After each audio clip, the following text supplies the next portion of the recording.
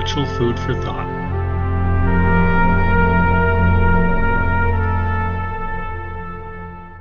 Welcome back to Spiritual Food for Thought. I thank you for joining me once again. Now, Ben Shapiro, he's been rather vocal in his opposition to the trans movement. So why would I say that he supports or he likes or he thinks that cross-dressing is good? Well, here's what he said. I like that. That was good. That was good. And in context, he had just been shown some people cross-dressing, and his response was that. I like that. That was good. That was good. Now, I believe that we can learn from when people do good, and they have good examples, and I believe we can learn from the mistakes of others as well. This was a mistake. It happened.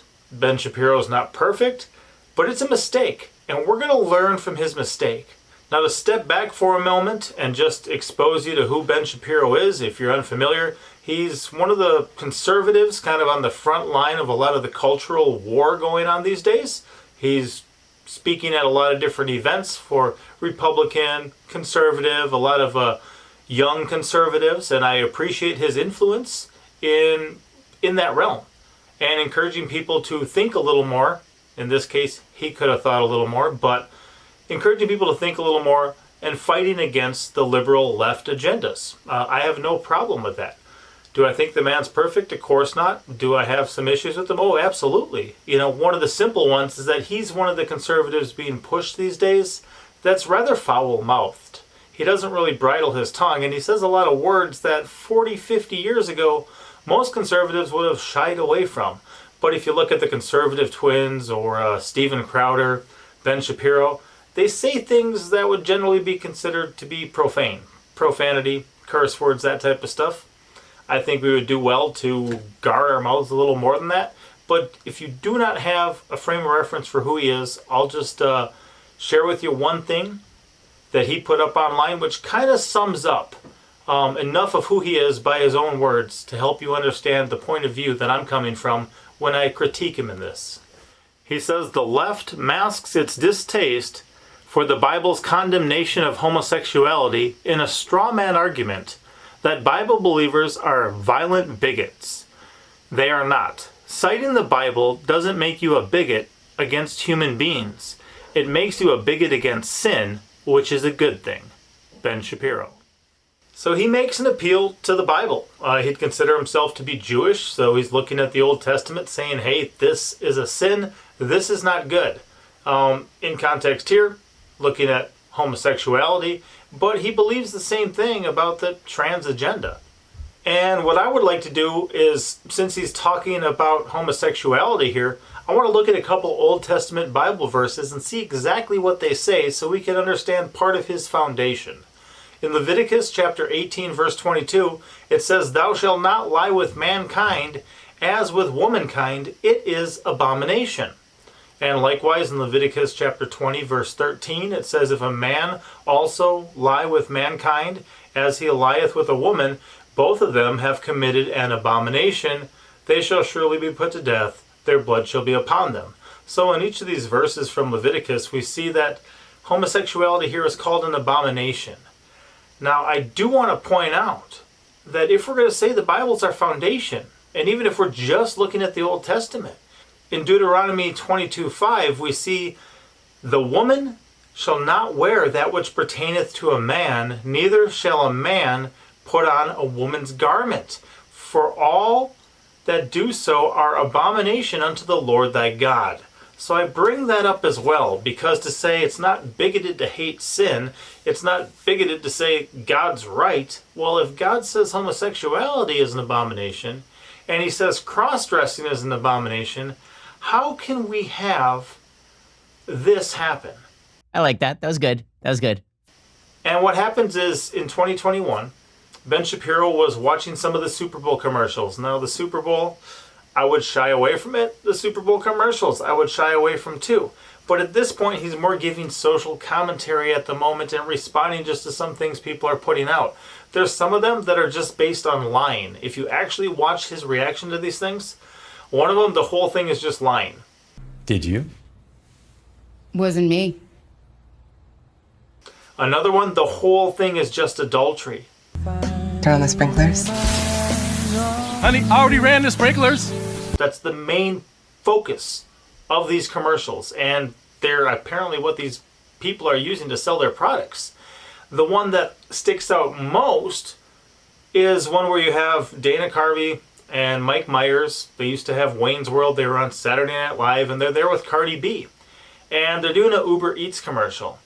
And I'm not going to do a reaction to his reaction because I do not want to play the whole thing, but I'm going to put one little blip for you guys to see that this is part of a very short commercial, but this is part of what they do. Yeah, men wearing women's clothing. That's an abomination, according to God. And according to Ben Shapiro, then that should also be wrong. But what does he say after he watches the commercial? Okay, that's funny. That's a funny ad. I like that. That was good. That was good. First thing Cardi B's ever been in that's watchable. See, there's a disconnect there. And this is where I want to, first of all, just call his error to the forefront of our minds, so then we can look at somebody else. It's easier often to see where somebody else goes wrong, and then kind of personalize it. Look at it and see, well, are there areas in my life where I do this? Because Ben Shapiro would claim that, the Bible, or at least the Old Testament for him, as far as I know, would be his foundation for faith. Well, you can't be against one thing that's called an abomination while not being against something else and be very consistent. In all those verses, the same Hebrew word is used in every case. For it says abomination, abomination, abomination. Those ones that I used. So it's the same thing. And we can't just say, okay, well, now I'm going to step off of my foundation of the Bible and God's Word and His rule and reign over my life, and I'm just going to laugh at some commercials, and then later I'll climb back onto the Bible as my foundation. We should not be doing that, and we shouldn't categorize things. If I had to react to those same commercials that he watched, I would say with the Alexa one, this whole thing is based upon adultery. It's not funny. It's not good. We shouldn't be watching this. There was another one, I think it was a Cheetos commercial. The whole thing was based on lying. It wasn't me. I didn't do it. That's not good either. This one, it's not the whole part of the commercial, but part of what they do is they cross-dress. It's not a very original idea. You'll see it's very common in Hollywood. You'll have people like the Wayans brothers in White Chicks, or Martin Lawrence in Big Mama's House and the Big Mama things, and then you'll have who's the one? Tyler Perry claims to be a Christian, right? He basically made his living with I think it was called Medea, where he just dressed up as a lady. That's not what a Christian actor should do. That's not what somebody who calls themselves by the name of Christ should do, is make your living off of an abomination. But these things are subtly slept in, like, oh, it's a good Christian actor guy. And then people are watching cross-dressers laughing at it. We got to be careful. If you ever notice on the television these days, sitcoms are very, very popular. What they do is they overexpose you and therefore desensitize you to sin, but more than that, they play a laugh track. So even if you're watching it by yourself, you can know when to laugh, and they're programming your sense of humor so that you are laughing at the very things that our Savior was crucified for. That's not good. We shouldn't watch somebody cross-dress, which God calls an abomination, and say, oh, I like it. That was good. That was good. No, it's not good. We don't like it. It's not good. So if you're going to hold yourself accountable to what God says, do it consistently. Maybe that includes reading the whole book over and over again, so you have a clue of what reality is. We've done that for a number of years. We plan on continuing it till we die. There's nothing wrong with that. But we have to be consistent, or we're going to send the wrong message. I don't think modern conservatives should be foul-mouthed, but I also don't think that they should be saying, oh, I like that, in the context of just having seen people cross-dressing. Why does Hollywood like to put it out there so much? The same reason they like to put everything else out there. The adultery and all the other sin. The same reason. And if we continue to lower our standards and desensitize ourselves and overexpose ourselves to these things that are just pretend and on the screen, I wouldn't be surprised if they show up more and more in our lives.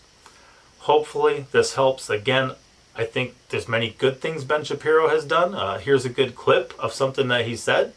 I don't understand for the life of me. I don't understand for the life of me why we are telling women that their best and greatest superpower, creating another human from their own body, is less important than working as an associate law clerk. Working 2,100 billable hours, checking footnotes, is somehow more important than raising the next generation of human beings that you made with your own body and then bringing them up. I fully agree with that. We shouldn't be saying to very young people, what do you want to do when you grow up? Meaning just what slot in society do you want to fill? I've got a full video where I talk about my top 3 identities, who I am to God, who I am to my wife, and who I am to my children. And that's what I want to be when I grow up. A godly husband and father. It doesn't matter if I clean a toilet, if I mow a yard, if I build a house. Whatever else I may do comes after those 3 things. As people, we shouldn't be defined just simply as what we do to make money. And I wish people weren't coerced and convinced into thinking that that was more important than having godly offspring. To have godly offspring, you need to first have offspring. But I use him as an example in this video because I think that was a big mistake. It was bad enough that he made it. I don't think anyone else should. So hopefully this helps us kind of keep a better look at ourselves as we interact with others and potentially put things out there for others to view. Let's make sure it's the right message that we're sending, especially if we're going to say the Bible is the foundation of my life and my faith. Be blessed. Thank you for watching. Don't forget to like, comment, and subscribe.